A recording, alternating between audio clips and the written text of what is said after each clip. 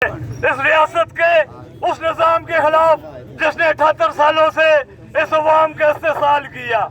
अब अगर FCPC बुलाकर आजाद कश्मीर के लोगों को कुचला जाए तो फिर हमारा जुर्म यही जुर्म होगा कि हम अवाम के हकूक की बात करते हैं, हम अवाम के उन महरूमियों का अजाला करना चाहते हैं जो 78 सालों ने किसी भी सियासी जमात ने न कर सकी, जो कोई एक नजरिया एक सोच नहीं कर सकती। इसलिए ये प्लेटफार्म हमने बनाया था।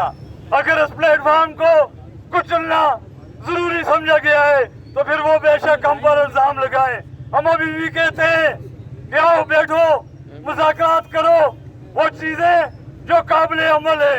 अगर तुम हमारे असली दुश्मन को कोई गलत पैगाम नहीं देना चाहते, हमें कहा जाता है कि ये हिंदुस्तान को फायदा देना चाहते हैं, हम लानत भेजते हैं हिंदुस्तान पर, वो हमारा असली दुश्मन है।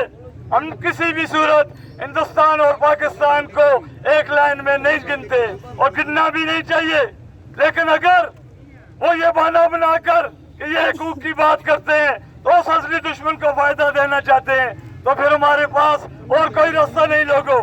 अगर वो ये चाहते हैं आजादी के बेस कैंप से ये गलत पैगाम न जाए तो फिर अभी भी वक्त है। 38 निकात को साइड पर रखते हुए वो 13 निकात जो काबिल अमल है, जो शौकत नवाज मीर साहब बताएंगे, जो हो सकते हैं, जो यकीनन हो भी जाएंगे अगर वो करना चाहें तो उन पर आओ। हम गलत मैसेज नहीं देना चाहते। अब राजा सुहेब साहब बात करेंगे। बहुत शुक्रिया, बहुत मेहरबानी।